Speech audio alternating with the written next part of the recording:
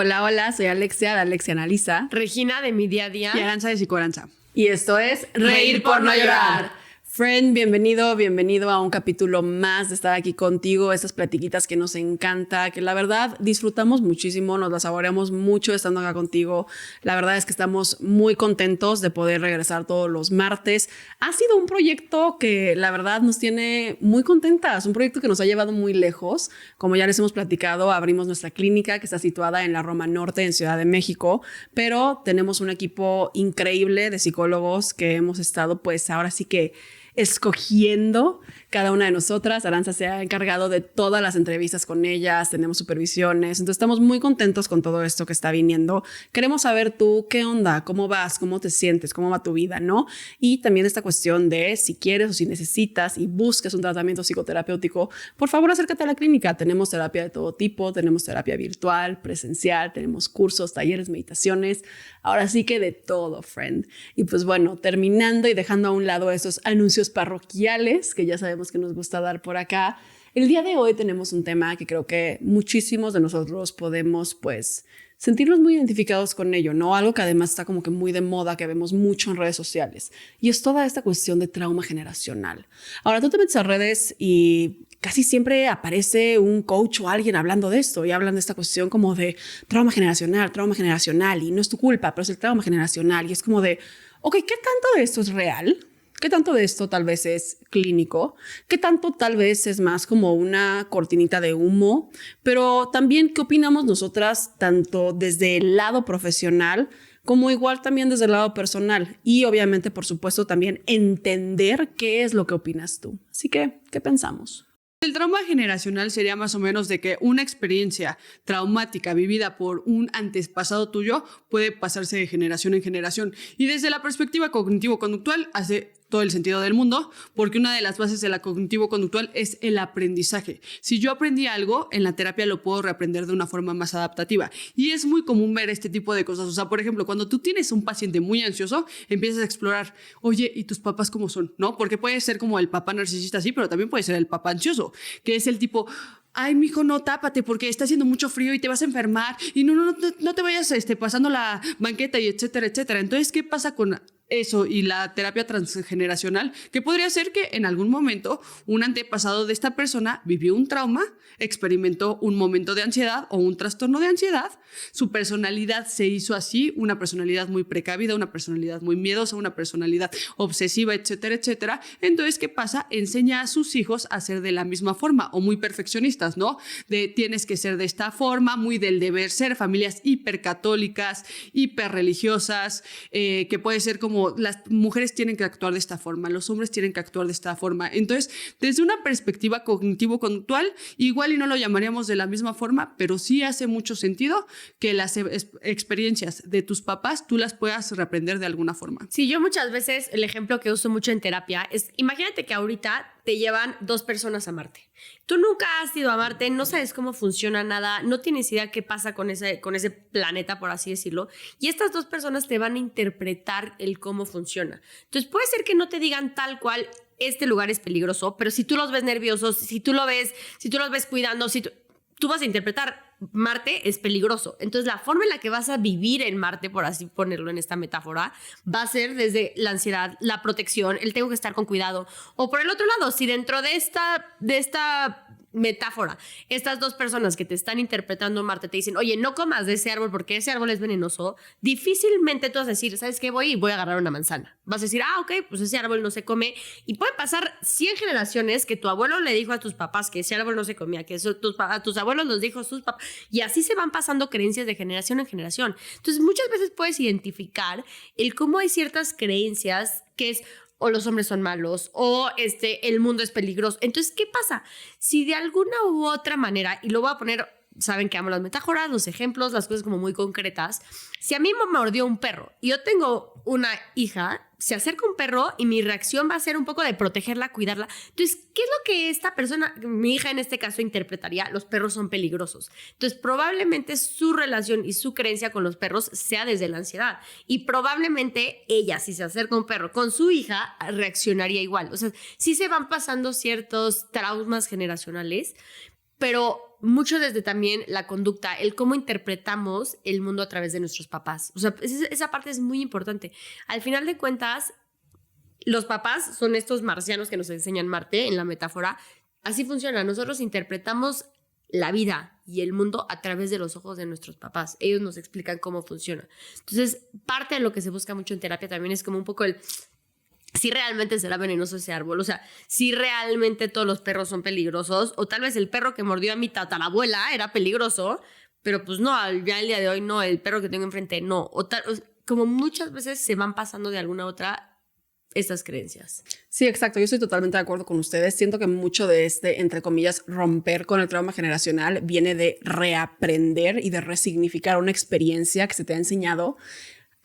La forma en la que yo lo he visto luego en redes, porque lo he visto de muchas formas, lo veo desde esta cuestión que es en la que estoy totalmente de acuerdo con ustedes y creo que existe al 100%, esta parte de, pues a ver, si mi abuela le enseña a su hija que todos los hombres son unos cabrones y entonces mi mamá va a crecer enseñándome a mí que todos los hombres son unos cabrones y seguramente yo voy a crecer enseñándole también a mi hija que todos los hombres son unos cabrones, a menos que yo tenga una experiencia que resignifique dicha cosa. Pero si me lo enseñan, lo más probable es que lo vaya a buscar también, entonces así como que generando este sesgo de confirmación, ¿no? Sesgo de confirmación, acuérdense, lo puede explicar mejor Ara, pero pues este sesgo que todos tenemos de prácticamente confirmar información que nosotros tenemos en nuestro mundo interno, ¿no? O sea, o en nuestro pensamiento, lo que sea. Donde yo creo que luego como que sí sirve y sale mucho como, siento decirlo de esta forma, pero como charlatanería, es en estos videos en redes sociales que a veces vemos donde es como de, no, mira, es que la ansiedad que tienes en el pecho es porque tu abuela tuvo y vivió algo y no lo pudo expresar y como no lo pudo expresar se pasó al óvulo de tu mamá y entonces al tuyo y entonces por eso lo estás viviendo, que lo he visto mucho y lo he visto mucho como en estas cuestiones como de biodecodificación que no sé cómo funciona, no nada de eso, realmente. No tiene eficacia clínica y puede empeorar síntomas de pacientes. Eso es importante. Sí, ¿no? Pero sí, o sea, como que yo luego veo mucho esas cuestiones donde hay gente que vienen y dicen como de, ok, es que entonces no soy yo. Es un problema que mi abuela no resolvió. Y es como de, no. Entiendo cómo eso tal vez como que es muy alivianador, porque es muy alivianador que alguien venga y te diga que esto que estás sufriendo no es por culpa tuya o tú no tuviste control de ello, ¿no? Entonces hay mucho como esta cuestión de, pues no me hago responsable porque no fui yo quien lo vivió. Sin embargo, yo creo que algo difícil del trauma generacional es de contrario, te tienes que hacer responsable, tienes que buscar reaprender estas cosas que tal vez en tu familia se han dicho por siglos y tienes que cuestionarlo también, como decía Re, ¿no? Es que yo regreso a la frase que tanto me gusta, somos lo que hacemos con lo que hicieron de nosotros. Sí, puedes tener como cierto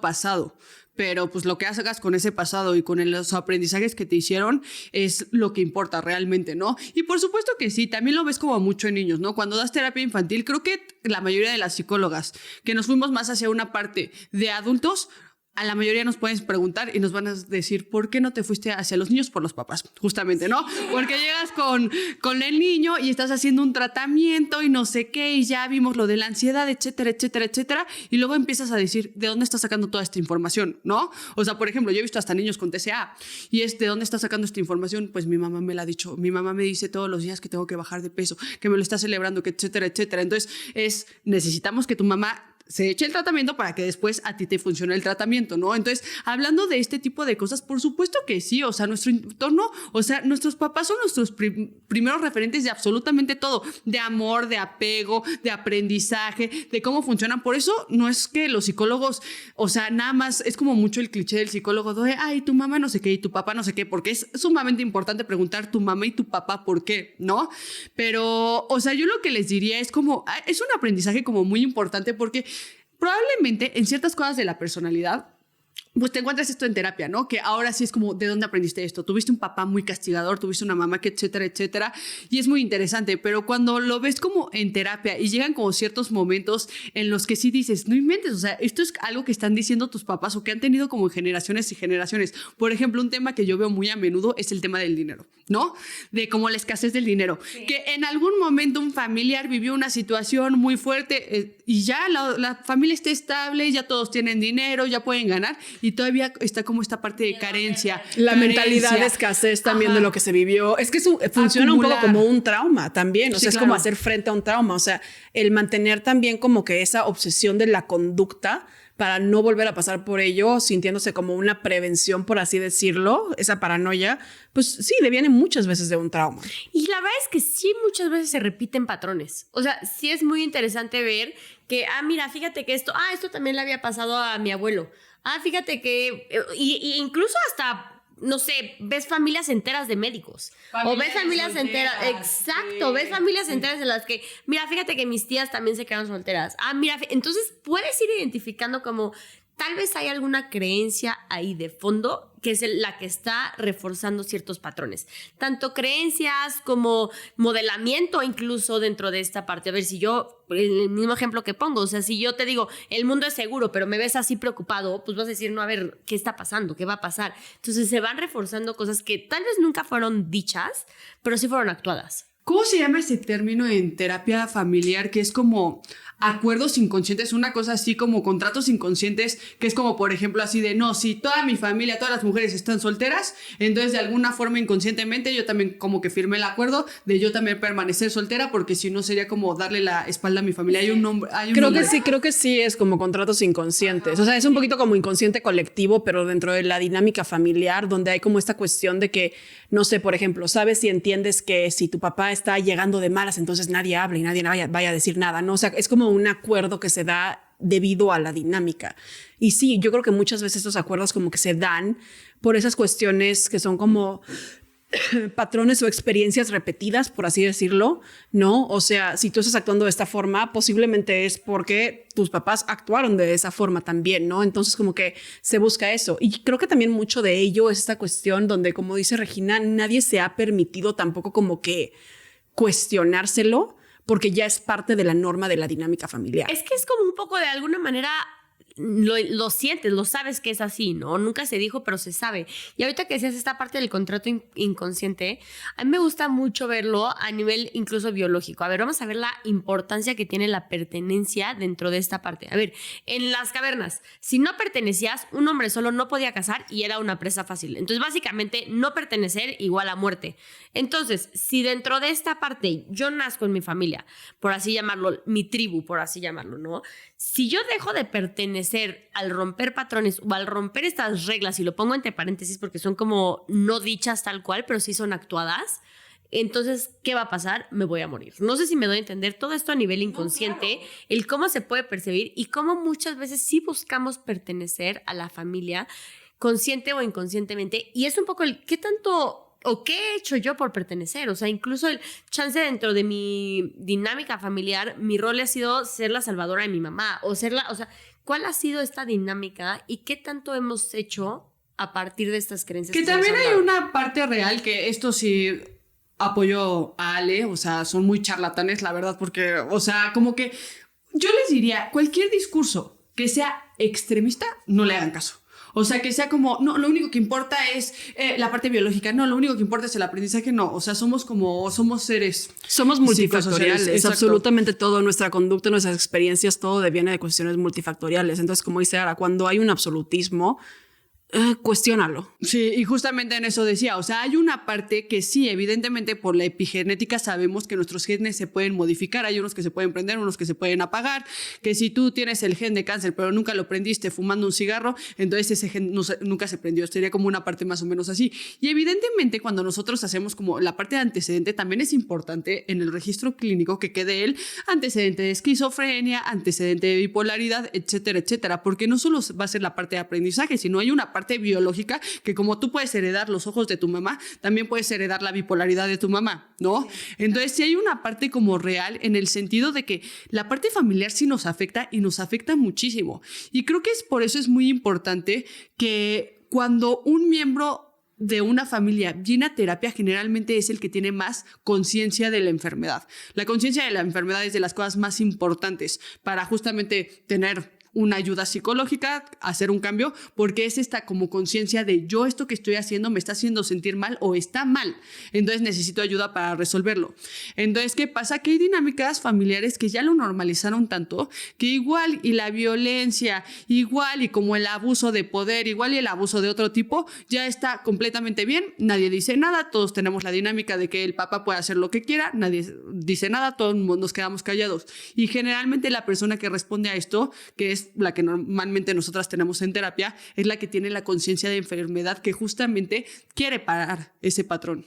Es que, exacto, o sea, el tema aquí es que está establecido esto como una norma dentro de la dinámica y eso es lo que puede ser como peligroso y lo que no nos permite tampoco cuestionarnos. O sea, ahora está dando un ejemplo que me parece muy bueno porque yo sí creo que hay de traumas generacionales a traumas generacionales, ¿no? ¿Qué quiere decir? Hay de conductas repetidas generacionalmente a otras. Entonces, por ejemplo, este que decía Re me parece un gran ejemplo. Si a mi abuela la mordió un perro, mi abuela va a crecer con miedo de perros, va a quitar a mi mamá de los perros, mi mamá va a hacer lo mismo seguramente, porque ya se inculcó ese miedo, porque se repite por medio como de esa conducta, porque también la ansiedad se pega, eso también es una realidad, ¿no? Entonces, sí, trauma, no te pasa nada tampoco por el perro, pero por ejemplo lo que está diciendo Ara, hay personas que normalizan la violencia familiar y la violencia doméstica y justamente lo normalizan porque todos lo vivieron. Igual que hay personas que normalizan infidelidades. O sea, ¿cuánta gente no conocen luego que viene como de esta cuestión donde es como de, sí, mira, mi abuelito le pintaba el cuerno a mi abuela y luego mi papá le pintó el cuerno a mi mamá? Y no es hasta la última persona, como dice ahora, la que ya por fin va a terapia, la que se permite cuestionarse, porque la terapia te va a cuestionar a fuerza, ¿no? Y va a cuestionar también tu dinámica, porque va a buscar también qué partes de tu vida son funcionales, por así decirlo, y cuáles realmente no lo son tanto. El estar en una relación monógama y estar pintando el cuerno no es muy funcional, amiga, ¿no? Entonces viene como esta cuestión de decir, ok, o sea, yo cuestiono esto y en el cuestionármelo, soy quien dice, decido partir con esto, pero partir con eso también es como partir muchísimas veces como con el pacto familiar que ha habido, ¿no? Que muchas veces como que no se entiende, como esta parte de decir, no, pues es que dejé a mi esposo yo porque me estaba pintando el cuerno, y que te diga la mamá como de, ay, pero mijita, es un hombre, pues así son, así le hacen, ¿no? O sea, como que también luego puede ser como muy incómodo esta parte como de romper un patrón que de una u otra forma era parte del acuerdo familiar. Sí, porque justamente como diría la sistémica, uno se da cuenta, lo trata de romper y todo el sistema se tiene que adaptar a la ruptura de esa persona. Al final de cuentas, ahorita justo que lo dices, a mí me gusta mucho verlo, que al final de cuentas las familias sí son como si fuera un sistema solar. Si uno se mueve, afecta toda la dinámica de todos. O sea, no puede haber un movimiento de uno sin que afecte a todos. Entonces, por eso incluso, por ejemplo, cuando hablamos de temas de adicciones, es necesario llevar también un tratamiento familiar. ¿Por qué? Porque hay toda una familia que está fomentando esta adicción. No es solamente esa persona. Por eso incluso, por ejemplo, yo en mi boda hice una ceremonia justo basada en esto, como el ver un poco como no es solamente la persona, sino que la persona también es todo lo que viene detrás. O sea, cuando tú decides estar con una persona, consciente o inconscientemente, también tomas su historia familiar. Eso está cañón, güey. Eso siento que no se habla mucho esta parte de cuando escoges a una pareja. Cuando te casas con una pareja o escoges estar con una pareja, estás escogiendo también parte de su dinámica familiar. Aunque muchas veces, a ver, sí existen los patrones que se rompen, ¿me entiendes? Sí existen personas que dicen, con permiso, y yo, o sea, me separo de esto. Pero eso es muy raro. O sea, es muy raro que sea como que esta conciencia colectiva de no, mi familia me hace daño, entonces me fui. No, casi siempre es como esta cuestión de te casas con la dinámica y te casas con la dinámica de donde viene y te tienes que, entre comillas, acoplar en lo que ustedes dos van creando. Exacto, una dinámica. O sea, la idea, por eso justo la ceremonia que hice de boda fue como un poco el tomar de alguna forma, pues al final vienen dos sistemas familiares totalmente diferentes y el decir, a ver, tomo lo tuyo, lo que me funciona y lo que no lo dejo con ustedes, yo también. Y ahora, ok, ¿qué vamos a hacer? Porque si yo quiero que él vea la vida a través de cómo yo la viví o cómo fueron las creencias de mi familia, todas estas como justo que vamos diciendo, va a ser complicado porque para él va a ser otra cosa. Entonces es muy interesante. A mí me parece como el poder ver esta parte de, ok, sí tomas a la persona y claro que se puede decir, ¿sabes qué? Podemos hacer las cosas diferentes, no mejor ni peor, pero diferentes, pero también tomas de alguna manera todas las personas que vinieron antes, porque sí tomas creencias, sí tomas de alguna u otra manera patrones, dinámicas, que para la persona pueden ser muy normales. Justo ahorita en el ejemplo que decía Sara, si dentro de la familia hubo un tema económico, yo me puedo estar casando con esa persona y tal vez él tiene temas económicos, pero ni siquiera por él, sino porque se lo enseñaron sus abuelos. Entonces, de alguna u otra manera tomas a la persona junto con lo que viene y buscas ver, ok, vemos cuáles son, ahora qué queremos hacer nosotros o cómo queremos llevar el sistema, ¿no? Pero yo creo que sí es muy interesante en ese sentido el poder ver qué tanto muchas veces el romper con las creencias hasta puede generar culpa. Es que ¿sabes qué pasa? O sea, tenemos que entender una cosa muy importante. A veces como que vemos a otra persona y decimos, ay, qué tonto, o sea, ¿cómo no puede ver las cosas de esta forma? O ¿cómo no lo puede ver así? O sea, desde un punto de vista de psicoanálisis, pues todos tenemos mecanismos de defensa, que los mecanismos de defensa nos alivianan del dolor que implica vivir muchas veces, ¿no? Entonces, dentro de todo esto, creo que a mí me ha pasado mucho en terapia, que ves las dinámicas y tú nada más estás escuchando y dices, es que no puedo creer que esto esté pasando, ¿no? Y les haces saber así de, oye, tienes conciencia de que esto no es sano, que esto no es como tan normal, o etcétera, etcétera. Y a la gente evidentemente le cuesta mucho trabajo admitirlo, porque estamos hablando de una dinámica familiar que llevan viviendo toda su vida, que está súper normalizada, pero aparte que es su dinámica familiar, o sea, finalmente puede ser tu papá el que, pues, es un codo, ¿no? Pero es tu papá y tú lo quieres, entonces hay una parte en la que vienen estos mecanismos para defender a esa persona. Y también pasa que la familia termina siendo como, es que tu psicóloga y sus ideas, o sea, la psicóloga, exacto, estabas mejor antes de ir a terapia, o sea, la familia muchas veces va a rechazar el cambio, porque de alguna u otra manera, por muy incómoda que sea, ha logrado el equilibrio en su dinámica. O sea, la realidad es que dentro de esta parte y siguiendo esta parte como del sistema familiar, de alguna u otra manera hay un equilibrio. Aunque tú veas la familia más tóxica, hay equilibrio. Y entonces, ¿qué pasa? Dentro de ese equilibrio, que podría ser muy desequilibrado, llega uno que revoluciona y dice, ¿sabes qué? A mí esta dinámica ya no me funciona. Y el que esa persona cambie, rompe, yo lo visualizo como si fuera estos de Jenga, ya saben cuál es, que si uno se mueve, pues se cae todo. Entonces, ¿qué pasa? El sistema busca sostener su estructura. Y cuando uno cambia, normalmente tiene que cambiar la mayoría o buscar un nuevo equilibrio con una nueva dinámica. Por eso, justo, por ejemplo, en el tema de alcoholismo, que a mí me parece muy claro, casi siempre donde hay un alcohólico hay un codependiente. O sea, y dentro de esta parte es, pues sí, ¿dónde está? Ven, y llega el alcohólico porque no, fíjate, pero no vemos que el otro también tiene su parte enferma, entonces que refuerza la enfermedad, o sea, es toda una dinámica. Y por eso digo, muchas veces hay una resistencia muy fuerte, tanto del paciente como de la familia, a decir, ¿sabes qué? Cambiamos, porque ya es incómodo, porque ya había un equilibrio. Entonces, el buscar un nuevo equilibrio muchas veces da miedo y incomoda mucho a la familia. Exacto, y es que además son esas cuestiones donde se repite por el aprendizaje de cómo se ve. Siento que mucho del trauma generacional también viene de la forma en la que ves a tus papás y que tus papás vieron a sus abuelos y así sucesivamente manejar la frustración. ¿Sabes? Por ejemplo, esta cuestión de lo que estabas diciendo del alcoholismo me parece un ejemplo perfecto. Muchísimos alcohólicos vienen de padres alcohólicos que seguramente también vienen de sí mismos de otros padres alcohólicos. Entonces, ¿qué es lo que ellos aprenden? Aprenden esta cuestión de, pues para yo poder manejar mi frustración interna, ¿qué es lo que hago? Pues utilizo el alcohol. Es lo que me están enseñando. Mi papá me lo está enseñando de esta forma también. Y entonces cuando yo crezca, salga y busque pareja, ¿qué es lo que voy a buscar? Pues voy a buscar una mujer muy parecida a mi mamá, en el sentido de que pues cuando yo llegue borracho y crudo, pues ella se va a parar y me va a hacer mis chilaquiles, ¿no? O sea, entonces como que se alimenta en esta cuestión de que muchas veces nosotros buscamos... Es que esa es la cosa. El que una dinámica familiar sea disfuncional no quiere decir que la persona no se sienta cómoda dentro de la disfuncionalidad, porque mucha gente creció para poder aprender a sobrevivir en este tipo de dinámicas, ¿no? Entonces, ¿qué es lo que pasa? Lo que pasa es esta cuestión donde, tal cual como dice Regina, es esta parte de, oye, yo aprendí a crecer sobreviviendo en este tipo de dinámica. Entonces, si tú me metes algo que aunque chance sea más funcional, ya no hay alcoholismo, ya hay un mejor manejo de frustración, lo que me estás proponiendo, no sé cómo sobrevivir ahí. Entonces, no sé cómo moverme para allá. Entonces, lo que pasa muchas veces es esta cuestión de que muchas personas que rompen o deciden romper con esos patrones sienten muchísima culpa por, uno, estarse desviando de la norma de la dinámica que se conoce, y dos, porque se sienten aislados por su familia, porque muchas veces las familias y esas dinámicas que ya están establecidas en esa disfuncionalidad siguen perpetuando eso. Entonces es como esta cuestión de decir, prefiero que no vengas a la casa los domingos porque tu papá va a tomar y tú te pones con tus cosas, ¿no? O sea, entonces como de ya se acostumbró la familia con esta dinámica y tachan al otro como de el loco, el que no entiende y el que no está bien con que las cosas sean así, ¿no? Y eso genera también mucha culpa en las personas.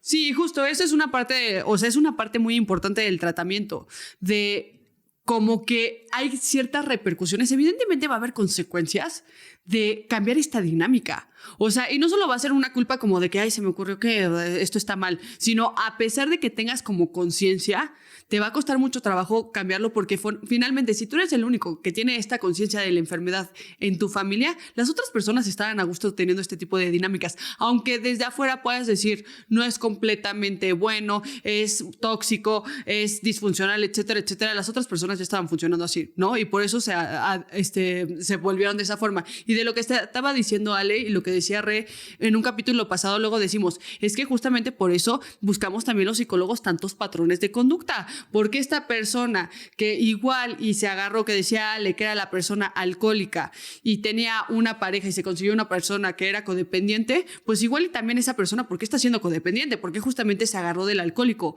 Entonces las personas se van juntando desde esta perspectiva, ¿no? Y es muy importante porque les digo, o sea, hay mucho dolor y hay mucha culpa al cambiar. Yo tengo muchos pacientes que suena muy feo, pero a veces, o sea, les tienes que dar como esta conciencia de igual y tu papá o tu mamá no son tan buenas personas, porque no sé, o sea, probablemente a ustedes les ha pasado, pero hay papás que dices, no puede ser lo que les has hecho a tus hijos, o sea, de todo el abuso que se puedan imaginar, ¿no?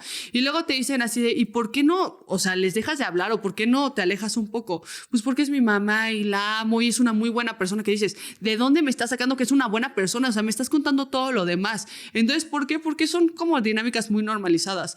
Entonces, esto es bien importante. O sea, en el cambio, como que es muy difícil también hacer este tipo de cambios, porque luego la consecuencia, en muchas ocasiones, cuando la dinámica es muy tóxica, es igual y le tienes que dejar de hablar a tu familia. Sí, claro. Y ahorita que lo dices, también creo que hablas sobre un amor infantil. ¿A qué me refiero con esto? Y es muy interesante ver, por ejemplo, los niños del DIF muchas veces que sufrieron maltrato, tienen que tener cuidado porque muchos de ellos escapan para ir a su familia, sí, que es el lugar en el que vivían el maltrato. O sea, tú dirías como que bueno que llegó el DIF y los sacó de un lugar donde los maltrataban.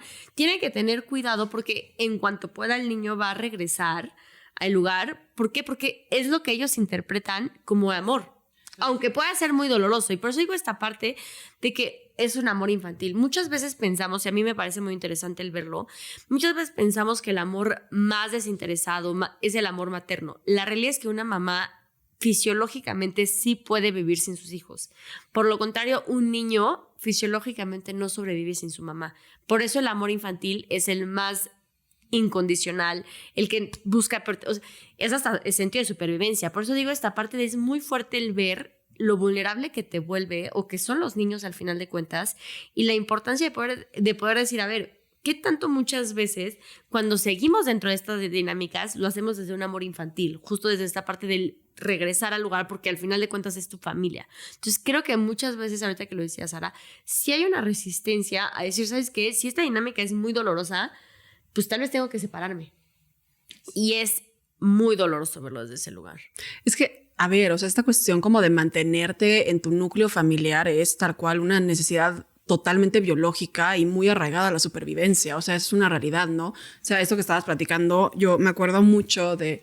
Hay un caso clínico me parece que es de Donald Winnicott. Donald Winnicott fue un psicoanalista que yo adoro. Casi toda mi tesis de la maestría como que lo hice basándome en él y en su teoría.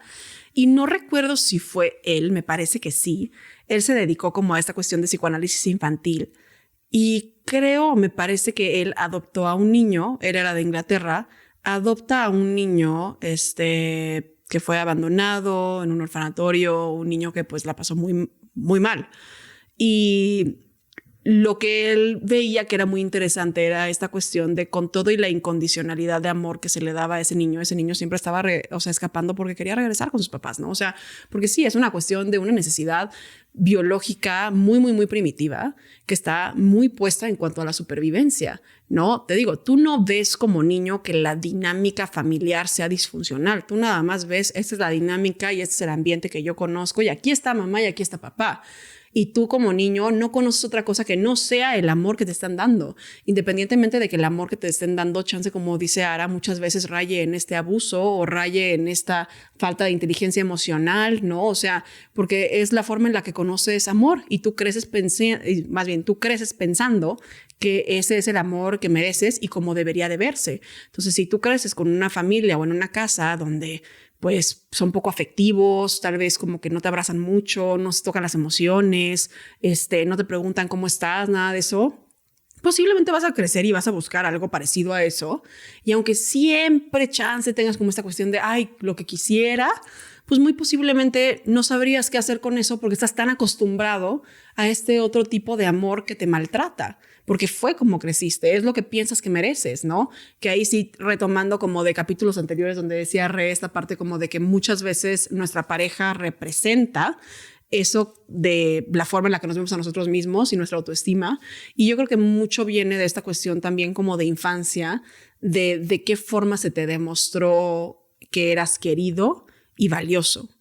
Pero sí creo que algo que es como muy real en cuanto al trauma generacional es hay que reaprender las cosas y eso también es muy frustrante y es muy incómodo. Y aparte hay una parte en la que, o sea, hay como ciertas cosas que ya tienes como muy adentro de ti. O sea, ¿a qué me refiero? Si te han reforzado 1500 veces que el amor es violencia, o sea, híjole, te vas a tener que exponer otras 1500 veces a que el amor no es violencia, ¿no? Y por eso yo le digo mucho a mis pacientes, a veces lo que te gusta o lo que te atrae, lamentablemente no es lo mejor para ti. Y tal vez por tu historia de vida lo lamento, porque siempre tenemos como esta imagen del amor súper romantizado y los psicólogos, la mayoría de los psicólogos siempre llegamos a la conclusión de que el amor tiene que ver con una parte cognitiva y de valores mucho más importante que lo que sientes, ¿no? Entonces tal vez como que te vas a tener que acostumbrar que el amor son diferentes cosas y tal vez no se sienta como este boom de adrenalina y energía como sentías cuando la otra persona se iba por 5 días y luego regresaba, ¿no? Pero igual y sea mejor para ti, ¿no? Porque también nos acostumbramos a ese tipo de cosas, a ciertas emociones y es como todo condicionamiento, es como cuando, no sé, te enfermaste y el último que comiste fueron papas fritas y no puedes comer papas fritas en 3 meses porque lo relaciones con la enfermedad, así también relacionamos cosas buenas. Igual y relacionamos como esta reconciliación después de una pelea horrible con algo demasiado placentero y eso para nosotros es el amor, ¿no? Entonces es justamente por eso una cosa que se hace mucho en la cognitivo-conductual es esta parte de cómo confrontar ciertas cosas, o sea, como que, por ejemplo, hasta en terapia sexual, ¿no? Es como que se dan como mucho los pasos de primero haz esto y luego esto y... ¿Por qué? Porque tienes que empezar a conectar con otras cosas positivas, ¿no? Aunque al principio parezca un poco forzado. Por eso a veces los psicólogos es como, ay, era buena onda, pues dale otra oportunidad, porque sabemos hacia dónde vaya, ¿sabes? Sabemos hacia, tienes que empezar a relacionar esto y no la otra persona, ¿no? A veces como que no decimos los paso a paso que hacemos en la psicoterapia, pero generalmente como que es por algo que lo estamos diciendo y aquí es muy importante, o sea, como que tu cerebro, tus aprendizajes se van a tener que pues reconfigurar para pues hacer unos nuevos. Sí, que es como un poco el reaprender. Y ahorita que iba diciendo Alexia esta parte del cómo ves a tus papás, y mucho lo que pasa es que para un niño, y eso es interesante ponerlo, para un niño es mucho más aterrorizante decir hay algo malo en mis papás, que son las personas de las que depende mi vida, es decir, hay algo malo en mí. Entonces, muchas veces cuando hay violencia es como es que tal vez yo me equivoqué, es que se percibe como algo personal, que... Ya saben las metáforas, es como si vas en un vuelo, en un avión, ¿qué prefieres decir? Yo me siento mala, los pilotos, que son de los que depende mi vida, se están desmayando. O sea, no, pues claro, me da mucho más miedo y por eso naturalmente muchas veces la forma en la que es como el mecanismo de defensa es, no, es que yo soy mal, es que yo me equivoqué, no, es que yo debería de hacer esto, es que yo... Y por eso hablo de esta parte de la importancia de un amor infantil e incluso de cómo es sus mecanismos para de supervivencia y desde cómo reacciona. Porque muchas veces parece que no, pero incluso como adultos amamos con un amor infantil o amamos desde un amor infantil en muchos sentidos.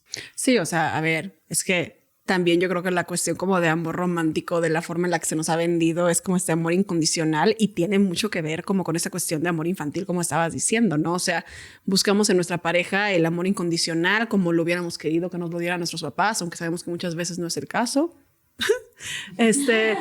Pero justo también creo que esta cuestión como de reaprendizaje, como estaba diciendo, puede ser también como que muy incómoda, sobre todo cuando creciste conociendo algo como una verdad.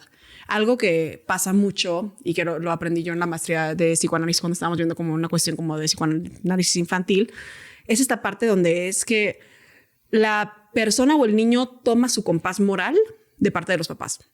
Entonces, si mamá dice que esto está bien, esto es lo que está bien. Si mamá dice esto es lo que está mal, esto es lo que está mal, ¿no? Tanto desde cuestiones tal vez más objetivas, reales, como el, oye, no sé, decir mentiras, robar, todo eso, hasta en cuestiones que tal vez ya no son objetivas y no son reales, pero que vienen de la misma persona, ¿no? Como por ejemplo, este asesino muy famoso que recientemente hicieron una serie, no me gustó la serie, la neta, pero Ed Gein, que Ed Gein era una persona que estaba más como, en mi opinión, más enfermo de esquizofrenia que otra cosa, pero bueno, total, este es un chavo que crece con una mamá diciéndole que todas las mujeres son enviadas de Satanás, todas.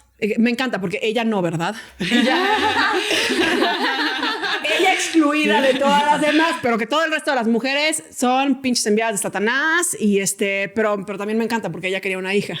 Entonces es como de, güey, ok, pero incongruente, pero lo que pasa, y es muy claro, el caso de Ed Gein es clarísimo para ver y darnos a entender el daño que puede hacer una mala madre, ¿no? Igual que un mal padre, que puede lastimar muchísimo a alguien, pero Ed Gein tenía esta cuestión donde su mamá lo infantilizó de tal forma y le adherió tanto esta idea de que todas las mujeres son hijas de Satanás y tienen la única función es la de venir y tentarlo, ¿no? Y pues él creció con esta verdad y se quedó con esta verdad. Lo normal es que cuando eres un niño vas creciendo y te vas cuestionando los compases morales de tus papás, ¿no? Chance es como de, no sé, la mamá que dice, los tatuajes son malos. Pues chance tú crees y dices, pues, no son tan malos, güey. O sea, la neta no tiene que ver con mi persona, no pasa nada. Pero hay gente que sí crece con esta cuestión donde es que, a ver, no me van a decir que no han conocido a personas que literal tienen pavor de cuestionar la ley paterna o la ley materna. Claro. ¿No? Y creo que parte, ahorita que lo ibas diciendo, en esta búsqueda de identidad, muchas veces es dentro de la adolescencia y se ve justo dentro de esta rebeldía. Pero creo que muchas veces, cuando pasa la adolescencia, no nos damos cuenta de qué creencias cuestionamos y qué creencias no cuestionamos. Y increíblemente, cuando pasa la adolescencia, muchas veces regresas a cosas que pensabas de tu mamá y de tu papá. Sí, 100%. Eso está cañón, ¿no? Es como de, güey, o sea, a ver, no siempre.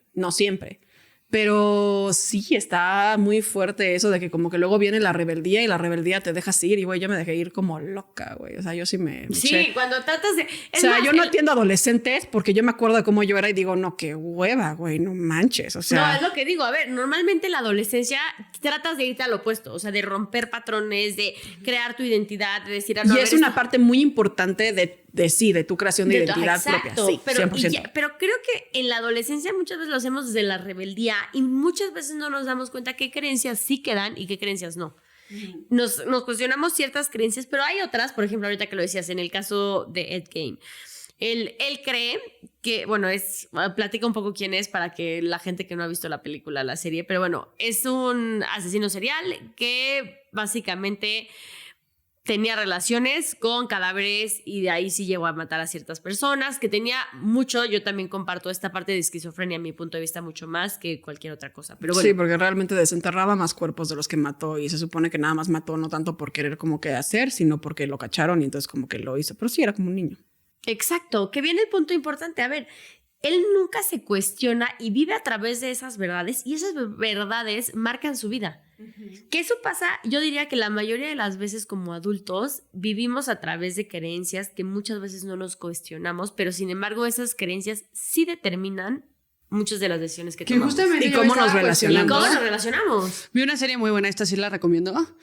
de la Segunda Guerra Mundial, de los soldados. Me gusta porque no glorifican como casi siempre Estados Unidos, pero, o sea, muy buena, de como el punto de vista de como Estados Unidos, cuando llega como a la Segunda Guerra Mundial, etcétera, etcétera. Muy buena serie. Se llama Hermanos de Sangre, una cosa así. Y justamente cuando estaba pasando todo eso, evidentemente ves todo el trauma. O sea, sabemos que una de las mayores formas en donde se estudió el estrés postraumático en psicoterapia fue por exmilitantes, o sea, por excombatientes de guerra, ¿no? Y yo como que mucho el cuestionamiento era cómo... O sea, ¿cómo eso afectó? Sí lo pensé, ¿eh? Ya me acabo de acordar ahorita con lo de la serie. ¿Cómo eso afectó a las generaciones? Porque evidentemente tener a un papá con estrés postraumático, algo tiene que hacer en tu vida que algo te provocó y que algo le vas a pasar a tus hijos. O sea, como que sí me lo cuestioné, o sea, de cómo hubiera sido como la diferencia entre guerras y no guerras.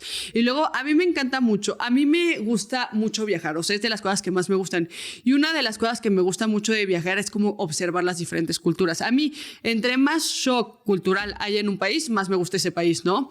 Entonces, como que empiezo como a observar mucho y a mí me encanta siempre que llego a un lugar, me encanta saber como la historia, de dónde vienen como las personas, por qué, etcétera, etcétera, ¿no?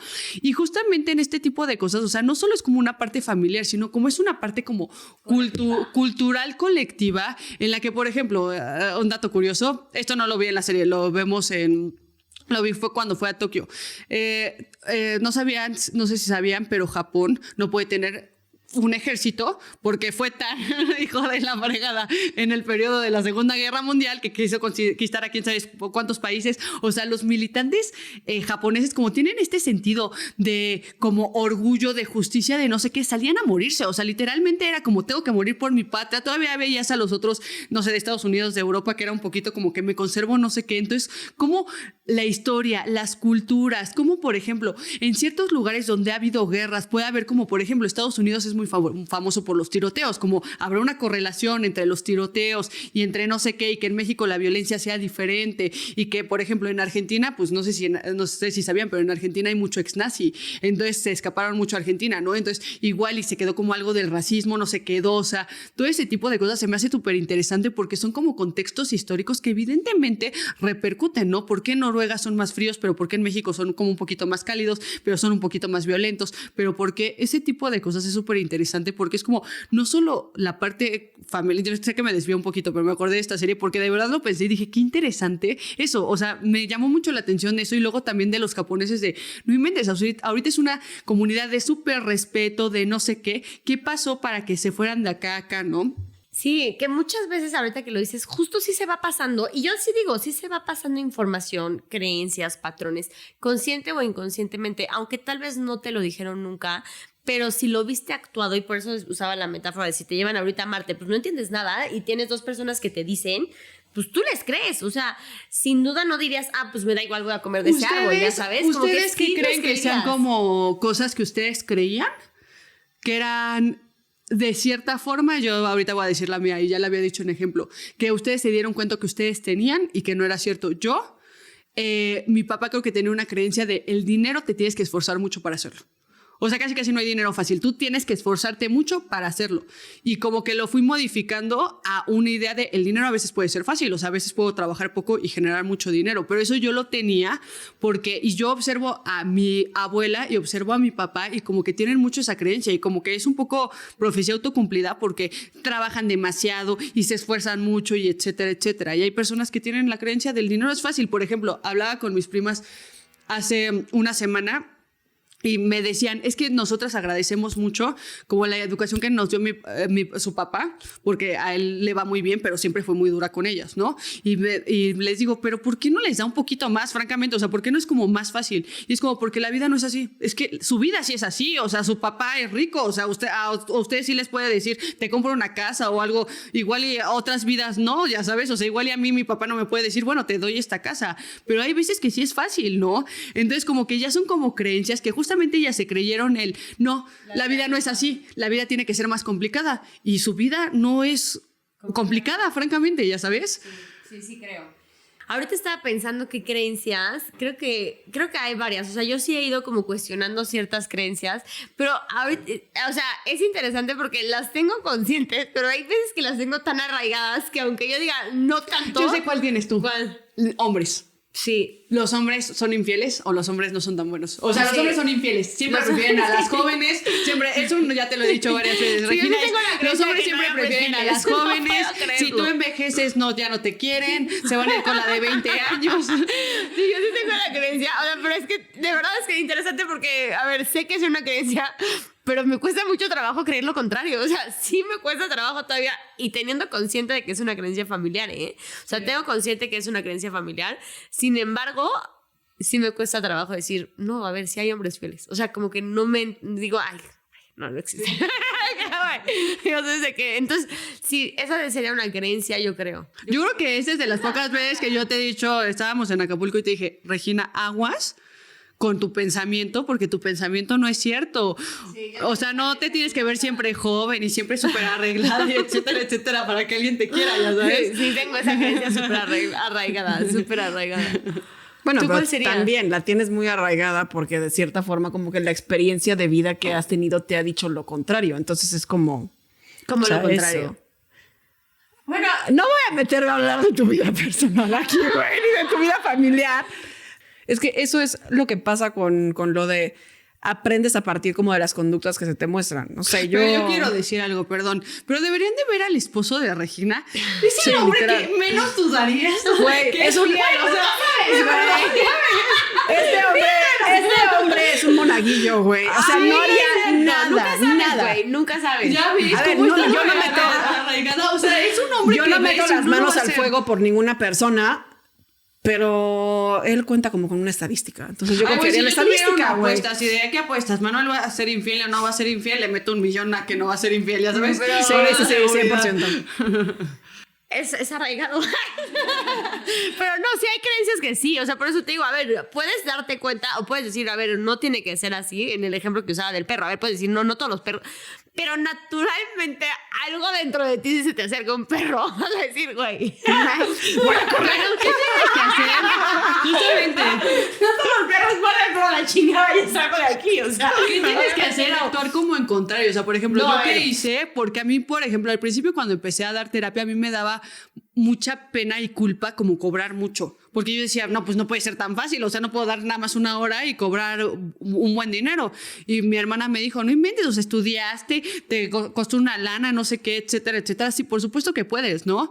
Y ya justamente lo que hice fue como lo contrario, forzarme a... Y a mí sí se me quitó, ¿eh? O sea, a mí como que yo ya lo tengo así de No. que fácil, ya. a ver, yo lo he ido gritando. O sea, a ver, yo la realidad es que no soy nada celosa y a ver, sí confío en Manuel. O sea, sí confío 100%. Pero, bueno, no, exageré con el 100%. Pero sí confío, obviamente. Pero es como que un proceso en el que tienes que ir poco a poco rompiendo con la creencia también. Tú, Ale, ¿cuál sería Es la que sí, tuya? es reaprender y resignificar. Ay, yo, la primera que se me viene es que si lloras eres un pendejo. ¿Y te cuesta trabajo llorar? En mi familia no habían esas mamadas. Es como de... ¿Neta? Sí, me cuesta. O sea, es que en mi familia fue... No, o sea, no es que me lo hayan dicho como que directamente, pero como que en mi familia sí existe mucho como esta cuestión de... o sea, ahorita es como más abierto. O sea, sí es más abierto, pero como que en mi familia yo crecí mucho como con esta cuestión de pues ya sabes, si te ves mal, te ves débil, entonces si te ves débil te van a chingar. Yo sé cuál podría ser de Ale, que yo le he notado. Como una hacia, ¿qué se podría decir? Como algo negativo hacia el descanso o no hacer como productivo, ¿ya sabes? O sea, como que a la fuerza necesitas como generar, hacer, ser exitoso, o sea, como todo eso, de que como que no pues mereces tantos como tiempos libres y si los tienes, como que deberías de estar haciendo algo más. Algo siento que tú tienes como por ahí. Como de productividad. Ajá, como de Sí. productividad. Sí. No puede, o sea, si descansas eres un pinche flojo. Ajá, exacto, algo así. Es como de, güey, hay cosas que hacer, pendeja. No, sí, pero sí, como que sí. O sea, mi familia, o sea, quiero mucho a mi familia, pero no es muy afectiva. Mi mamá tampoco es muy afectiva. O sea, sé que es incondicional mía, la quiero mucho, pero no es una mujer muy... Lo estaba hablando el otro día con mi prima y dice que es muy chistoso que haya sido psicóloga porque crecimos como con el síndrome le decimos el síndrome de there. Entonces es como cuando alguien está llorando y le hace así como...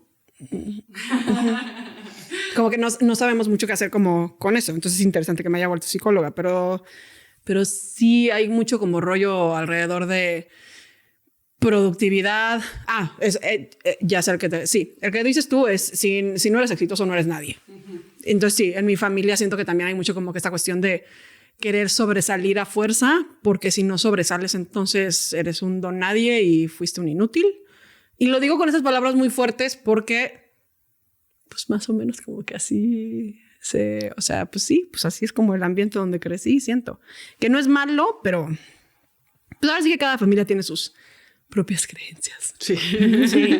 No, y por eso es el punto de, ir rompiendo aunque sea incómodo, o sea, porque te puedo asegurar y es muy difícil. No, y es difícil, o sea, te puedo asegurar que cuando tú estás viendo una película te entra debería estar haciendo algo, o sea, estoy perdiendo el tiempo, o sea, es cosa de poco a poco ir actuando a pesar de las creencias, ¿no? Yo para cerrar diría la importancia de actuar a pesar de las creencias, a pesar de que sea incómodo, a pesar de que no se sienta bien, y sí cuestionarse, o sea, porque sí creo que hay creencias que gobiernan o dominan muchas veces tu vida sin darte cuenta ni siquiera que las tienes. Yo les diría que una de las grandes importancias del autoconocimiento es que es mucho más fácil cambiar algo si entiendes de dónde viene.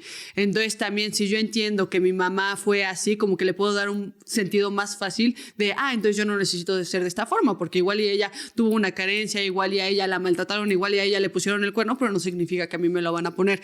Entonces también es importante, y por eso digo que muchas veces la terapia es una inversión, no solo una inversión económica, porque siento que te ayuda mucho también en ese tipo de cosas, porque por ejemplo yo pude haber tenido esa creencia y que me limitara y que nunca cobrara bien, etcétera, etcétera, pero también una inversión hacia la satisfacción que puedes tener como con la vida, ¿no? Entonces este tipo de cosas que a veces dices, ¿por qué mi psicólogo me explora tanto por aquí? O a él que le importa que si mi mamá cómo me regañaba, etcétera, etcétera, a veces es mucho más relevante de lo que creemos. Sí, yo para cerrar diría esta cuestión como de permítanse que haya un cuestionamiento constante. O sea, sí cuestionense la dinámica que tienen, la dinámica familiar que tienen, cómo han crecido. Cuestionense estas partes donde es, pues, chance esto me hacía sentido cuando era niño, pero no me hace del todo sentido ahorita, ¿no? Y esta parte como de la culpa muy normal que puede venir de querer romper este tipo de patrones, hay que trabajarla. Y hay que trabajarla en el sentido de entender que en el tú no permitirte seguir siendo parte de algo disfuncional quiere decir que estás atentando o agrediendo a las personas que quieres, ¿no? Entonces yo diría mucho eso, entendiendo también que todo este tipo de proceso de crecimiento es incómodo, la neta, o sea, y lo decimos aquí nosotras, y si vas a terapia en la clínica de Reír por No Llorar, virtual o presencial, pues te lo van a decir también y te vas a dar cuenta, esos procesos y esos tratamientos son incómodos, y son incómodos por una razón, porque es incómodo enfrentarte a todo aquello que tú considerabas antes como una verdad, ¿no? O sea, y cuestionártelo, reflexionarlo y crecer de otra forma. Y también como complementando lo que decía Ara y Re, pues entender que no porque alguien más haya vivido de esa forma quiere decir que tú estás destinado a vivirlo también. Tú tienes capacidad de reaprendizaje, tienes capacidad de resignificación también, de tener otras experiencias y expectativas alrededor de ello. Así que, friend, como siempre, agradecerte muchísimo por este espacio. Platícanos qué es lo que pensaste. Aquí nosotras ya nos vulneramos y compartimos nuestras propias, como entre comillas, creencias limitantes devenientes de traumas generacionales. ¿Cuáles son las tuyas? ¿Cómo creciste tú, no? ¿Cuáles son esos patrones que tal vez puedas notar y decir, este me hace sentido y este es uno como que quiero yo romper, ¿no? Cuéntanos, por favor. Acuérdate también que si bien nos encanta estar aquí contigo todos los martes, este no es un espacio psicoterapéutico, este es un espacio meramente de entretenimiento, pero en caso de estar buscando psicoterapia, por favor, acércate con uno de nuestros profesionales en la clínica de Reír por No Llorar. Pueden mandar una cita y agendar una cita por medio de el DM de Instagram o por medio de un WhatsApp, que lo pueden encontrar también ahí en @clínica Reír por No Llorar, por como la X. Y como siempre también pedirte suscríbete, prende las notificaciones. Aquí nos estamos viendo en Spotify, nos puedes escuchar en Spotify y también en YouTube. Y yo quiero decir nada más, porque eso no lo hemos dicho. Nosotras tenemos, evidentemente, con nuestras psicólogas, las que tenemos en la clínica, que las estamos supervisando, las terapias, pero también tenemos consultas con motivo de referencia, que justamente como sabemos que muchas personas no saben qué tipo de corriente, que psicoanálisis, que psicognitivo-conductual, que si terapia sistémica, etcétera, etcétera, tienen una entrevista breve con nosotras y nosotras vemos cuál es la mejor psicóloga para ustedes. Puede ser con Ale, con Re o conmigo. Entonces ahí también los esperamos porque también podemos hacer eso. Así es, friend. Así que cualquier información, talleres, meditación, lo que quieras, nos puedes encontrar también en la página del podcast de aquí, de Instagram, o puede ser sobre todo en la página de la clínica. Nos vemos a la siguiente. Bye.